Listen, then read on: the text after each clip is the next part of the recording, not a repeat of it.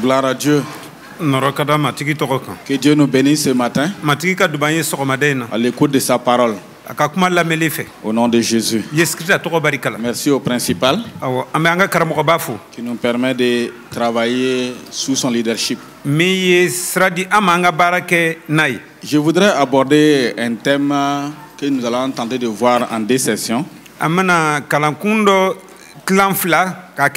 Qui concerne spécifiquement les textes de Hébreux, le chapitre 11.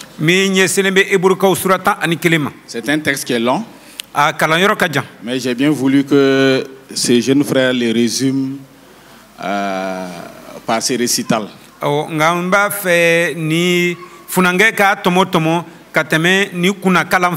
c'est le texte de Hébreux 11, verset 1 à 40.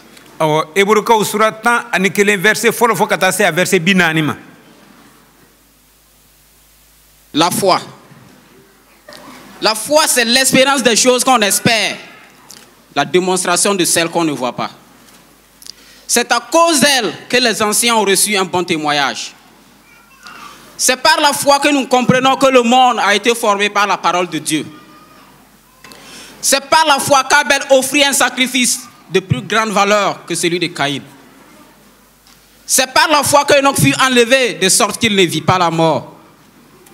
Sans la foi, impossible est de plaire à Dieu notre Créateur.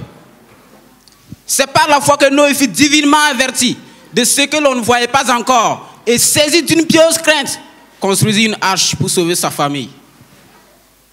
C'est par la foi qu'Abraham obéit à l'appel de Dieu en partant vers un pays qu'il devait recevoir en héritage. C'est par la foi que Sarah, malgré l'âge avancé, fut rendu capable de donner jour à une descendance. C'est par la foi que les promesses faites à Abraham, Isaac et Jacob, ils ne les ont pas obtenues, mais ils ont vu et salué de loin en se confessant qu'ils étaient étrangers et résidents temporaires sur la terre. C'est par la foi qu'Abraham, mis à l'épreuve, a offert Isaac, son fils unique. C'est par la foi qu'Isaac bénit Jacob, le père des 12 tribus d'Israël. C'est par la foi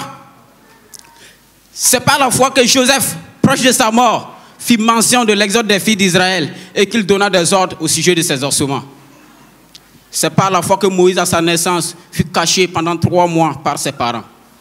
C'est par la foi, devenu grand, il refusa d'être appelé fils de la fille de Pharaon. C'est par la foi que Moïse quitta l'Égypte sans craindre la fureur du roi. C'est par la foi que les Israélites firent la Pâque et l'aspersion du sang, afin que l'extermination ne touche pas au premier-né du peuple de Dieu.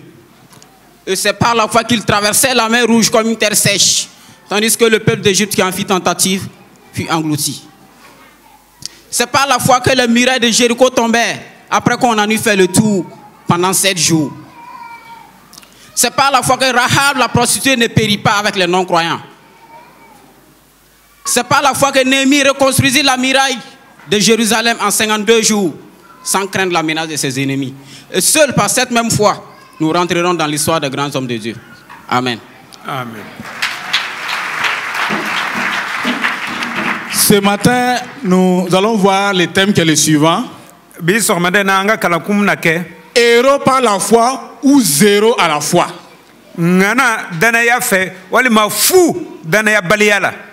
Héros par la foi ou zéro à la foi.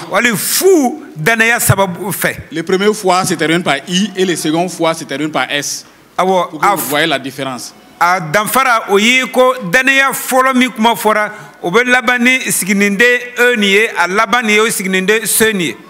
Voilà. Donc on est héros par la foi ou on est zéro carrément.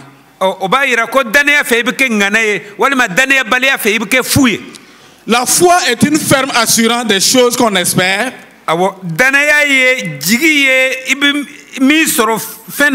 Une démonstration de celles qu'on ne voit pas. C'est ce que la Bible prend comme définition de la foi. Elle est la capacité d'être assuré des choses qu'on espère. Et de celles qu'on ne peut voir des yeux comme physiques. La foi, c'est ce que les autres ne voient pas. Tout ce que les autres voient comme toi, ce n'est pas la foi. La foi, selon les textes ici que nous avons lus, c'est ce que toi tu vois que les autres ne voient pas. C'est pourquoi un homme de foi a toujours été un homme de problème. Tu deviens un problème pour les gens. Parce que ce que toi tu vois, elle ne le voit pas. Elle se délecte de la réalité des choses à venir. Et rend le croyant capable de comprendre la puissance de la parole de Dieu. Dieu a créé l'univers visible à partir de l'invisible. Et tout ce qui comporte l'univers, Dieu a vu d'abord, avant de le mettre dans le monde, pour que les hommes voient. L'homme de foi voit avant que les autres ne voient. Si l'homme de foi n'a pas vu, les autres ne verront pas. Alléluia. C'est pourquoi la foi, c'est voir ce que les autres ne voient pas. Par la foi, Abel a rencontré Dieu et en fut capable de discerner le genre d'offrande qui lui était agréable. Avant même que la loi ne soit donnée. Dès que Abel a rencontré l'Éternel, par la foi, il sait quelle est l'offrande qu'il faut offrir à l'Éternel. Avant même que la loi ne soit donnée. Et c'est cette offrande qu'il a offerte à l'Éternel pour être agréable. Pendant que Caïn, qui n'avait pas la foi, il a donné une offrande qui était désagréable à l'Éternel. Frères et sœurs, un chrétien sans la foi, c'est un chrétien qui vivote. Il ne peut pas rentrer dans la sphère secrète de Dieu. La foi permet aux chrétiens de marcher étroitement avec Dieu. Par la foi, nous arrivons à nous connecter avec Dieu et nous marchons de manière inséparable avec lui. La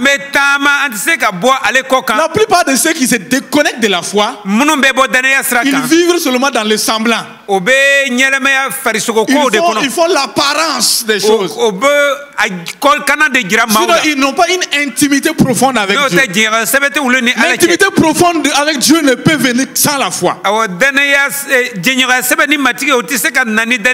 foi, c'est le repère, c'est la boussole par laquelle, c'est le GPS avec laquelle Dieu peut détecter un homme et un homme peut se référer à Dieu. Avant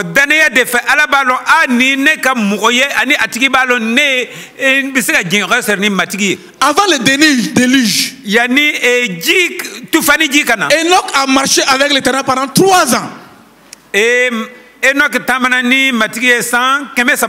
3 ans. Entouré d'une méchanceté sans borne, sans limite dans sa génération.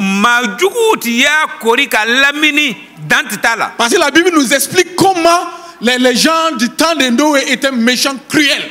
Mais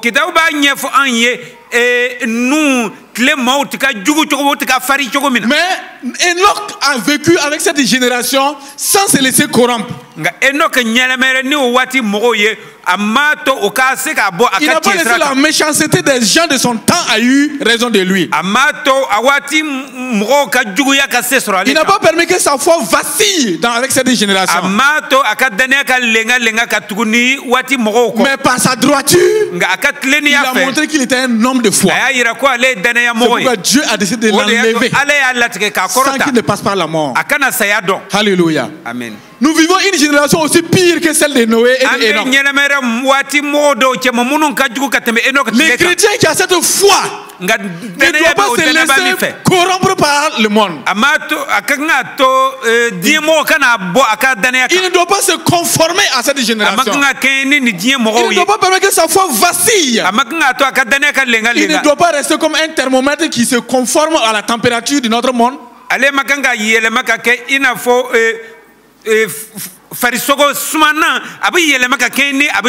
il doit rester comme un rhéostat constant et qui se gardant sa foi en Dieu. C'est cette foi qu'Enoch a montré. Et il a été cité parmi les héros de la foi. La foi permet aux croyants chrétiens de prévoir les dangers et la destruction. Quand nous nous engageons dans une vie de foi, quand nous nous engageons dans un élan de foi, nous rentrons alors automatiquement dans la sphère des intimes de Dieu. Et Dieu ne nous cache pas un certain nombre de choses. Il nous révèle les choses à venir. Il a révélé à Abraham avant que Sodome et Gomorrhe ne soient détruits, pour qu'il fuit. Il a montré à Noé pour qu'il fasse l'arche avant le déluge. Noé a été averti de la destruction du monde. Il manifesta sa foi en agissant conformément aux avertissements de la parole. Sa foi lui permet de passer de nombreuses années à construire une arche pour sauver sa famille. Nous sommes le Noé de notre génération. Le Seigneur nous avertit que notre monde aura une fin. Le Seigneur nous dit que Jésus va revenir. Et chacun doit se bâtir une arche pour se sauver, lui et sa famille. Et cette arche n'est autre chose que la parole de Dieu que nous devons prendre pour nous entourer. Mais le monde infidèle, le monde impie, le monde des incroyants, comme au temps de Noé, ont méprisé l'avertissement de Dieu. Ils ont continué à manger, à boire. Ils ont continué à se marier, à marier leurs enfants. Ils ont continué à acheter, à vendre. Ils ont continué à planter et à cueillir.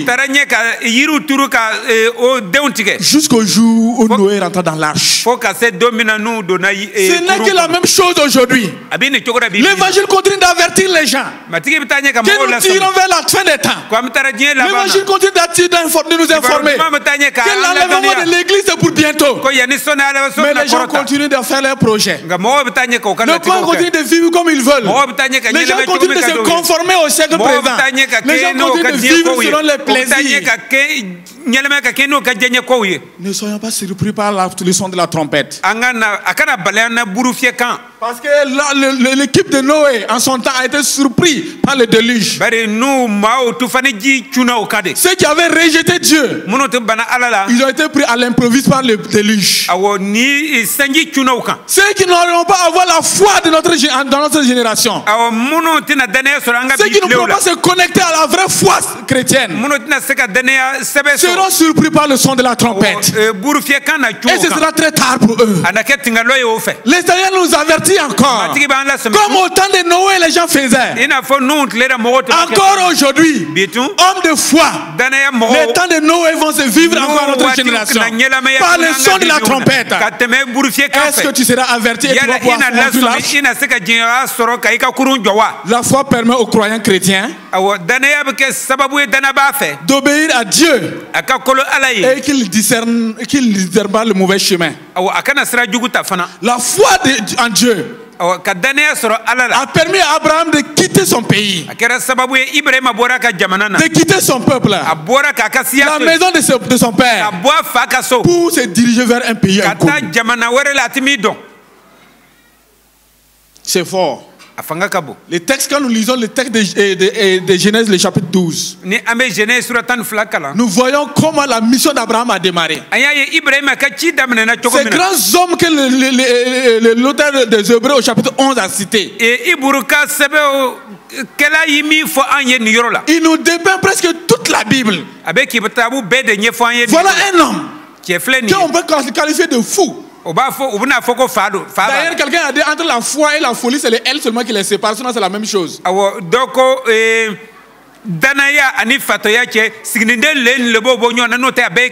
homme de foi est comparable à un fou. Parce que c'est difficile qu'on te comprenne. C'est difficile. Les gens passent le temps à te combattre et ils sont toujours vaincus. Vous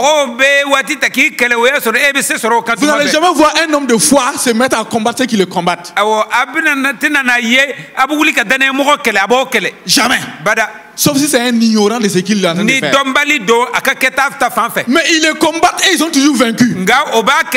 C'est pourquoi Jérémie 1, Jérémie 1, 12 nous dit, ils vous combattront mais ils ne vous vaincront jamais.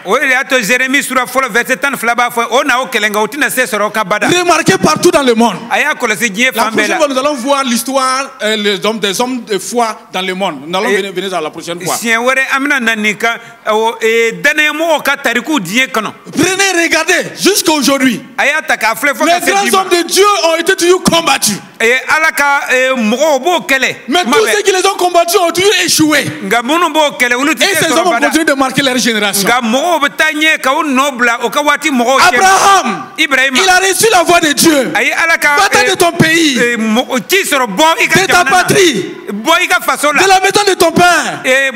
Va vers le pays que je te montrerai. Et deviens une source de bénédiction. La foi en Dieu n'insiste pas à connaître l'avenir. Non. Abraham n'a pas demandé à Dieu. Si tu veux le pays que je te montrerai, il n'a pas demandé, montre-moi le pays. Abraham n'a pas cherché à connaître où Dieu veut que il a obéi. La foi suit sans connaître où elle va. Mais elle arrivera à coup sûr dans le plan de Dieu. Celui qui sait se soumettre à Dieu, il se laisse conduire inéluctablement par Dieu. Mais c'est un homme qui ne se perdra pas. Parce qu'il a pour repère les je péresses de l'Éternel. Abraham n'a pas insisté. Il a continué de fixer les yeux sur celui qu'il a appelé. Et il a avancé jusqu'à rentrer dans l'histoire des grands hommes de la foi. Et il s'est installé. Il fut ce premier missionnaire que Dieu a placé dans la terre de Cana.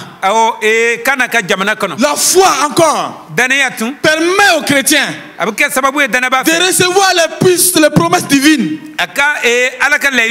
dans les situations les plus invraisemblables. Les promesses de Dieu, dans des moments où on comprend, l'incertitude s'installe. La foi encourage les chrétiens à voir la fidélité de Dieu dans les circonstances impossibles de sa vie. Lorsque tout semble être noir, lorsque tout semble être incertain, la foi permet aux chrétiens de pouvoir avoir la confiance absolue en l'Éternel. Dans cette situation, Abraham ne pouvait pas s'en remettre à son père Terah. Il ne pouvait pas avoir de conseil avec Terah. Encore moins avec Sarah. Sarah aussi ne pouvait pas l'aider. Il fallait s'en remettre à l'Éternel pour faire cette mission. Il y a des moments, même ceux qui sont tes conseillers principaux ne peuvent pas t'aider à pouvoir prendre une décision de foi. Non, c'est toi et ton Dieu. C'est ça la foi. Et c'est cette foi que Dieu voudrait que nous activons au lieu de rester dans l'apparence de la piété.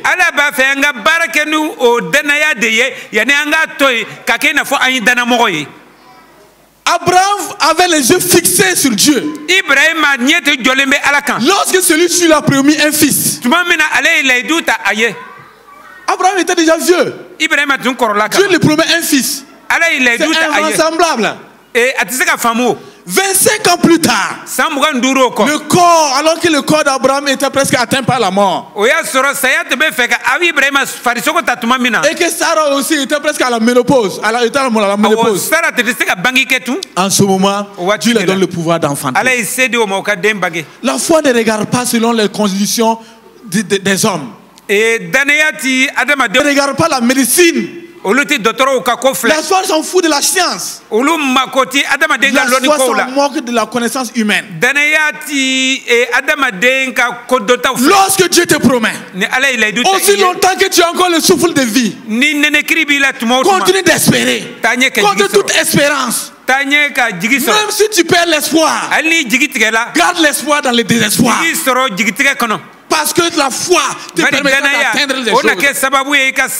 Qui pouvait croire qu'Abraham pouvait enfanter? Le Seigneur interpelle peut-être un couple par ce message. Même si votre mariage a duré encore 5 ans, 10 ans, 15 ans, 20 ans, 30 ans, sache que ça n'a pas duré que le mariage d'Abraham. Le conseiller continue d'interpeller une maman, un papa, parce que les enfants sont dans le mariage. Depuis longtemps, ils n'ont pas d'enfants. Ils n'ont pas aussi duré que les parents, les enfants de Terah, Abraham et Sarah. Ils ont attendu des années. Mais ils avaient cette foi, cette connexion divine avec Dieu qui ne les a pas permis de vaciller. Qu'est-ce que Dieu t'a promis? Qu'est-ce que Dieu t'a promis? Un foyer, un emploi, un programme, un diplôme, la santé. Garde la foi. Garde la foi. Pour entrer dans l'histoire des héros de la foi de ta génération, tu as besoin de t'inspirer de ces hommes, de ces femmes qui ont vécu avant nous et qui ont été des héros déclarés par l'Éternel.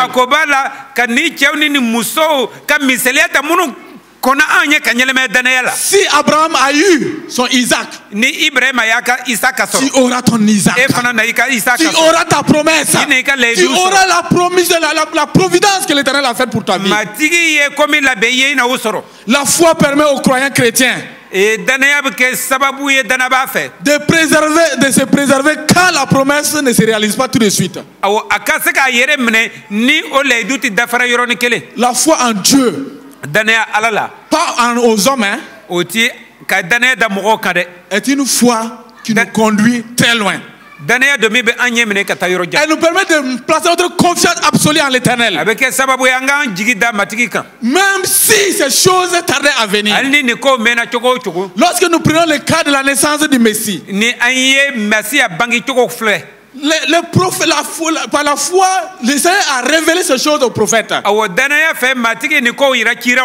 Et les prophètes ont gardé cette foi. Et ils l'ont légué aux générations suivantes. Les générations suivantes ont légué à d'autres générations. Et ils ont gardé foi à cette parole. Que le Messie naîtrait d'une vierge.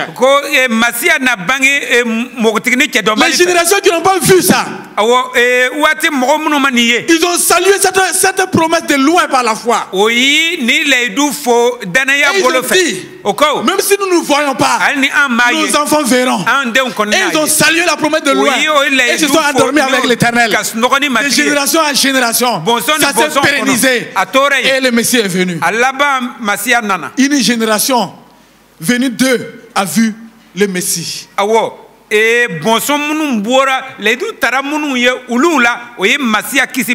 foi aujourd'hui doit nous permettre de croire à l'espérance du retour de Jésus-Christ. Nous ne devons pas être comme un comédien ivoirien qui dit, qui est en train de dire, oh toi tu es un faux type. C'est un Gérésien de Jésus. C'est un Gérésien de Jésus. Il est parti depuis longtemps où il est. Ça dit c'est un faux type. Dans la comédie, voilà comment ils ont insulté, ils ont blasphémé Christ. Même si Jésus tarde, notre foi, l'espérance chrétienne doit nous faire croire que Jésus reviendra. Même si nous nous endormons, nous devons enseigner ça à nos enfants. Qu'ils croient que Jésus va revenir. Si nos yeux ne le vont pas venir, les générations futures le verront. C'est cette foi. Les anciens ont gardé cette foi. Et l'ont légué à leurs enfants. Et nous devons garder cette foi aussi. Et la léguer à nos enfants. Parce que l'avenir appartient à celui qui garde la foi en l'Éternel.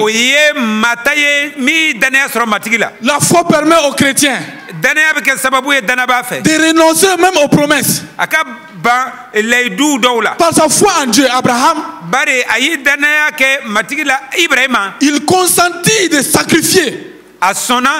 Tout sacrifier. y compris son fils qui dépendait sa descendance. La foi d'Abraham, il décida de tout sacrifier. Alléluia. Quand nous nous déclarons chrétiens, petit Christ, né de Christ, né de nouveau, nous devons accepter cette dépendance à 100% de Dieu. Quelle que soit la situation qui nous entoure, quelle que soit la réalité de l'opposition ou des épreuves qui nous entourent,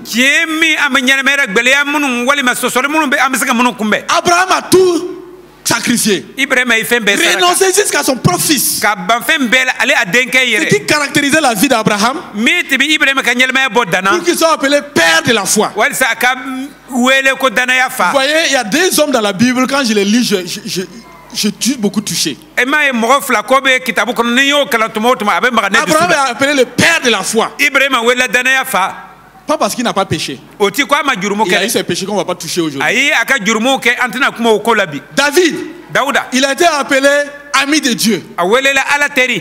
Pas qu'il n'a pas péché. Il a eu ces péchés qu'on ne va pas toucher. Mais qu'est-ce qui a caractérisé leur vie à telle enseigne que Dieu les appelle amis ou pères de la foi?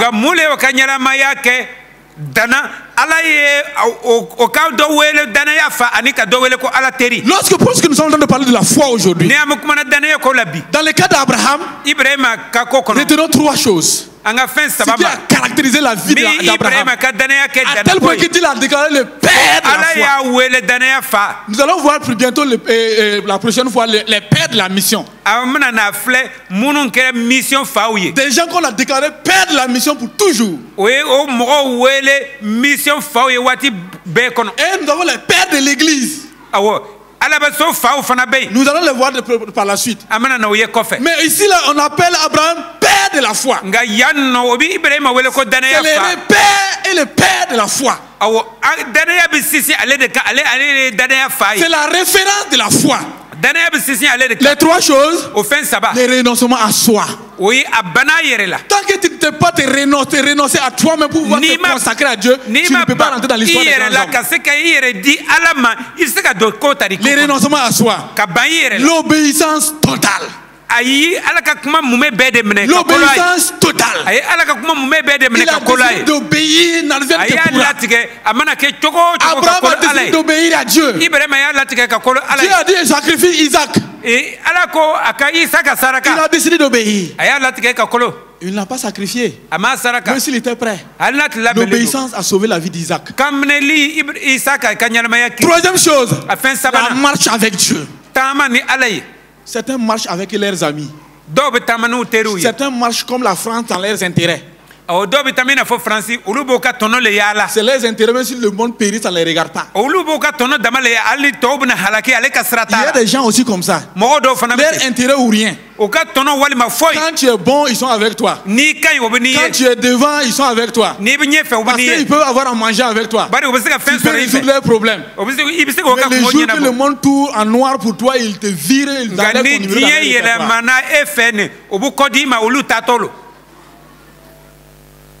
Ils vivent que pour leurs intérêts. Abraham n'a pas suivi Dieu à cause des intérêts. Il a marché avec Dieu sincèrement. Voici trois choses qui ont touché le cœur de Dieu. Dieu l'a déclaré père de la foi. Il n'y a pas quelqu'un de plus grande foi que toi, Abraham. Toi, tu seras appelé le père de la foi. La foi permet aux croyants de reconnaître et de transmettre les bénédictions de Dieu. Elle inspira Isaac à désirer Isaac à bénir son fils Jacob et les fils de Joseph. Et par la même foi, Joseph prophétisa l'exorde et donna d'instructions au sujet de ses ossements qu'il est ramené dans la terre promise.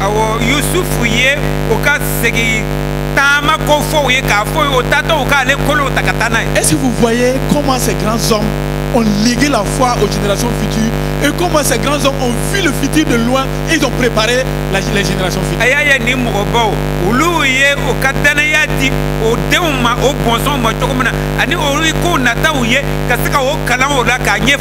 Lorsque nous regardons même aujourd'hui, il y a des gens qui vivent les jours.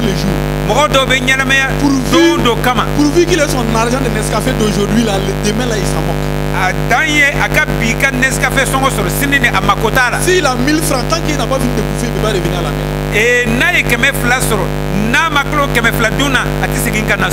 C'est le jour que les 1000 francs là vont finir là. Il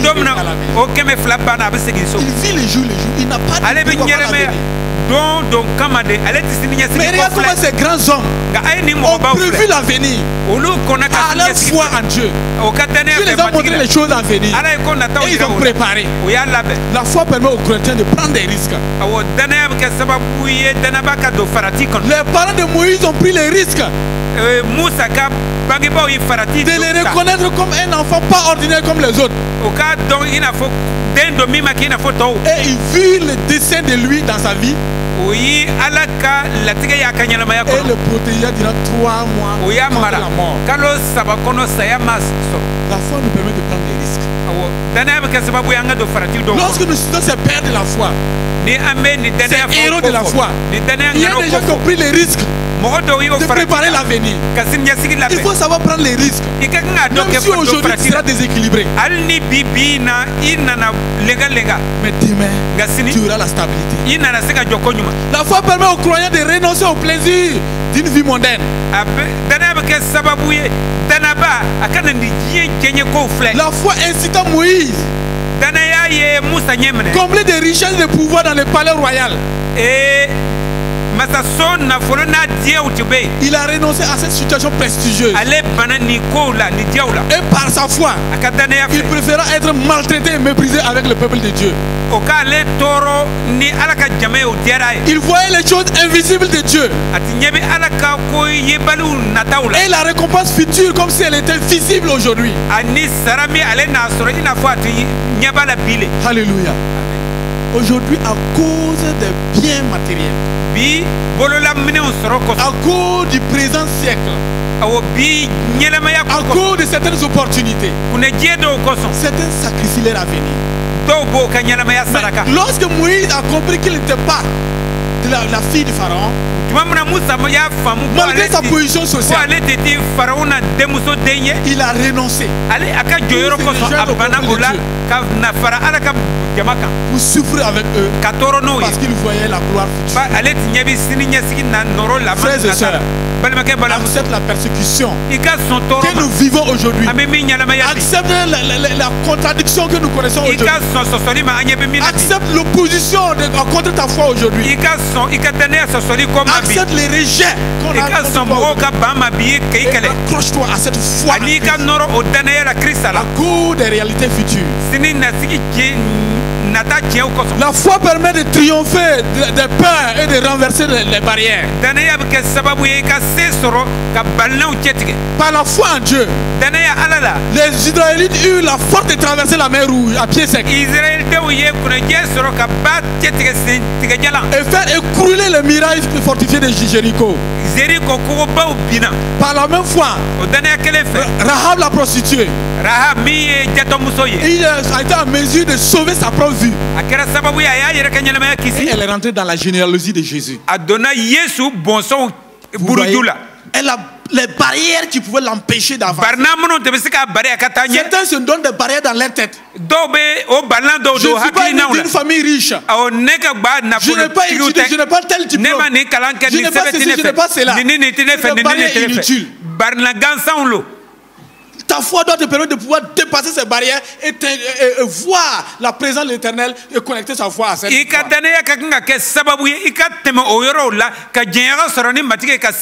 La foi permet de supporter beaucoup de difficultés.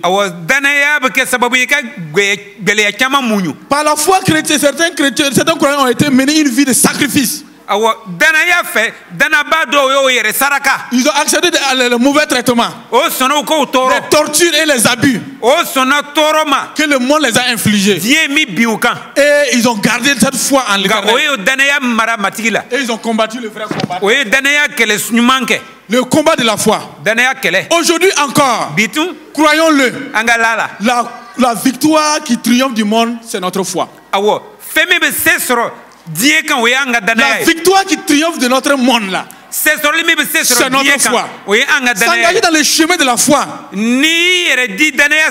à la suite du Christ, c'est un véritable défi. Ce n'est pas une décision à prendre à la légère. Elle est lourde de conséquences.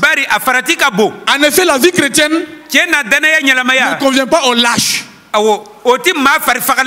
aux faibles. Mais c'est un parcours difficile. C'est le Seigneur nous ne cache rien. Il dit que nous aurons des tribulations. Il nous informe que celui qui veut le suivre, il prend sa croix et il renonce à lui-même. Donc c'est un combat. Pour triompher de ce monde, il faut ta foi. Il n'y a rien d'autre. C'est ta foi qui doit te faire triompher. La vie chrétienne est un combat, comme je l'ai dit. Pour mener les luttes quotidiennes, tu dois avoir un objectif. Connecter ta foi à celle de Jésus. C'est pourquoi Jésus même nous dit, bien aimé, ne soyez pas surpris comme des gens étranges de ce que les fournaises ardentes vous arrivent. Croyez que c'est pourquoi celui qui persévère jusqu'à la fin, il sera sauvé. Il sera cité comme un héros au titre de Joseph, au titre de Josué, de Samson, de Gédéon, de David et des autres. C'est un violent combat la foi.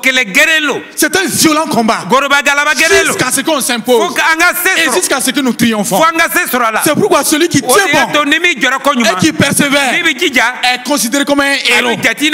Il est considéré comme un fort. Les exploits que nous faisons dans la foi contre l'adversité, contre l'attaque, le courage que nous montrons devant les difficultés font de nous des héros de la foi.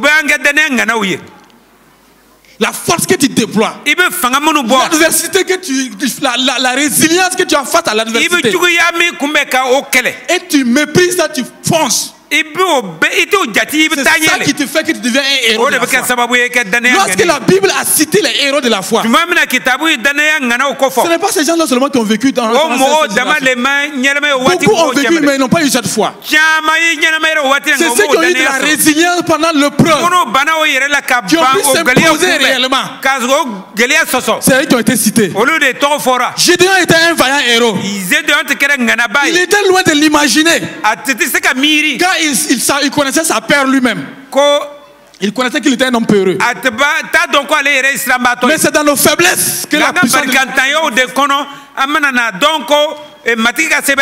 il ne savait pas qu'il était un peu, qu'il était fort. Joseph et Moïse étaient des vaillants héros. Mais au départ de leur histoire, ils étaient loin de l'imaginer. Car ils ont connu tous deux la trahison de leur propre frère. Ils ont connu les chocs de la solitude. Je ne sais pas combien de fois ils sont restés esselés et pensifs. Personne pour les consoler, les encourager. C'est pourquoi quelqu'un dit le petit déjeuner d'un héros.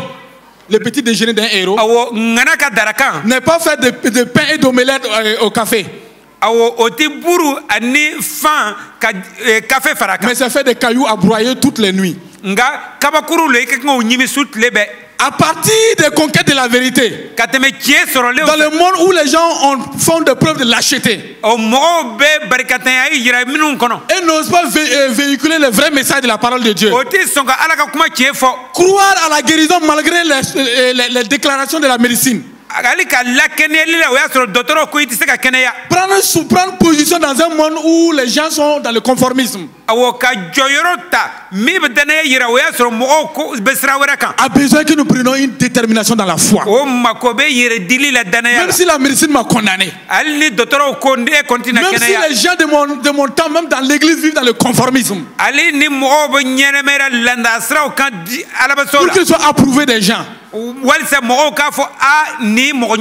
dois pouvoir garder ma foi et maintenir cette foi pour être parmi les héros de la foi.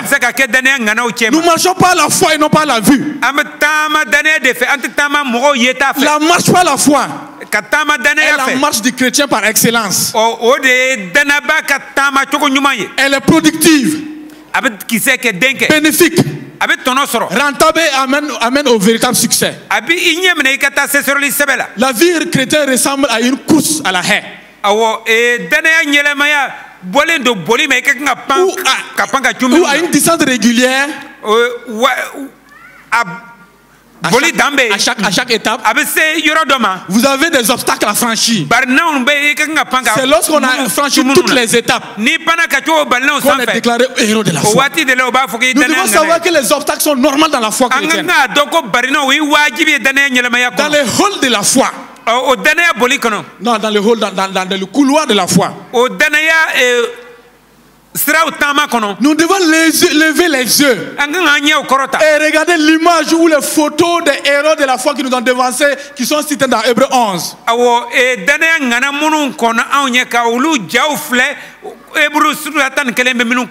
Lève les yeux et regarde la photo d'Abel qui offrait un sacrifice de plus grande valeur que celui de Caïn. Et à ton tour, offre le meilleur de toi, mais comme un sacrifice pour ton Dieu. Lève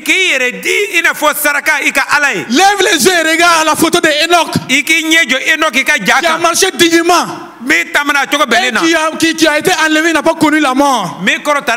Toi aussi marche par la foi comme Enoch. Tu ne connaîtras pas la mort prématurée avant de voir la concrétisation de tes projets. Encore, lève les yeux. Regarde la photo de Noé qui construisit l'arche et sauva sa famille et lui-même. Toi aussi, continue de bâtir ta foi.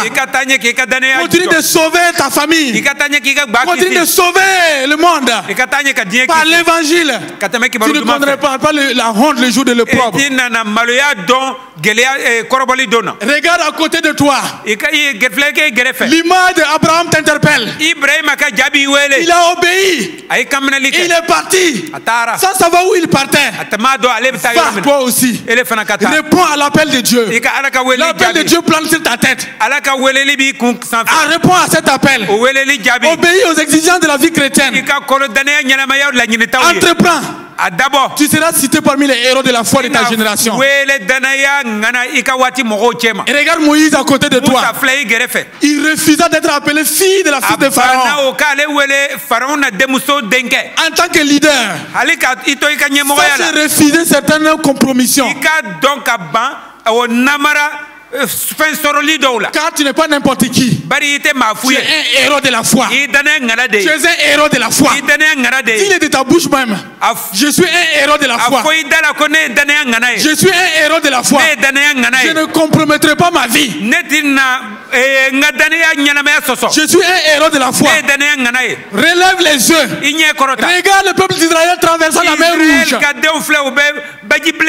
Regarde à gauche et à droite. Comment l'eau est bloquée. Et toi, traverse ta mer Rouge. Traverse l'adversité. Traverse les différents murs de l'opposition. Rentre dans ta destinée. Rentre dans la cour des grands. Rentre dans la cour des intimes de Dieu.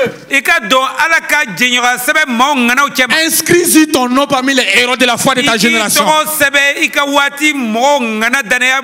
L'histoire continue de s'écrire. C'est à chacun de décider d'écrire son nom là où il voudra dans l'histoire. Soit dans le mauvais sens ou dans le bon sens. l'histoire continue de s'écrire. Par la foi. Regarde le muraille de Jéricho. Comme Josué et son troupe, et sa troupe. Qui le voyait tomber. Lève les yeux et regarde. Comment les murs sont en train de tomber. Comment les murs sont en train d'être tombés? Le mur de l'opposition, le mur de l'incapacité, le mur de la faiblesse, le mur de l'échec, le mur des esprits méchants, le mur de possession démoniaque, le mur du diable qui tombe au profit de la paix, au profit du succès, au profit de la vie de Dieu en toi. Le Seigneur te dit, garde cette foi en moi. Et aujourd'hui, tu pourras aussi rentrer dans l'histoire des grands hommes. Avant de conclure, il dit, Abraham manifesta sa foi au Seigneur en ne tenant pas compte de son propre corps qui flétrissait. Il n'a pas regardé à la stérilité de sa femme Sarah. Malgré les rires étouffés de ses serviteurs, malgré les moqueries ouvertes de ses adversaires, il continue à se considérer lui-même à s'appeler père d'une multitude de nations. Malgré tout ce que les gens disent de lui, il continue de dire je suis père d'une multitude de nations. Il ne faut pas permettre que les gens te donnent l'image qu'ils ont de toi et tu gardes cette image. Garde l'image que Dieu t'a donnée. Malgré la stérilité de Sarah, il continue de dire à haute et intelligible voix, c'est la mère d'une postérité de princes. C'est une mère d'une postérité de princes. Je suis le père d'une grande nation. Ma femme ne mettra au monde que des princes et des princesses. Voilà la vision d'Abraham malgré l'opposition. Garde la foi quelle que soit la situation. Une action pour nous aujourd'hui. Détournons nos regards, notre attention de nos propres circonstances. Regardons à Jésus, le chef et le consommateur de notre foi. Remplissons notre cœur des paroles du Seigneur, qui sont esprit et vie. Ouvrons notre bouche, proclamons des choses positives sur nous. Croyons à l'accomplissement de la parole de Dieu sur nos vies. Tiens-toi debout. Tiens-toi debout. Toi-même. Prie pour toi-même. Dis des choses positives sur ta vie. Proclame des choses positives sur ta vie. Dis toi-même, je ne mourrai pas avant le temps de Dieu. Je ne connaîtrai pas la défaite et l'échec. Ce que le Seigneur a prévu pour ma vie, je l'atteindrai à coup sûr. Je ne serai pas cité parmi les échecs de cette année. Élève la voix et prie. Au nom de Jésus. Seigneur, entre tes mains, nous confions ce peuple. C'est toi qui nous as choisis. C'est toi qui nous as appelés. Tu connais chaque vie. Et c'est toi qui connais le projet que tu formes sur chacun.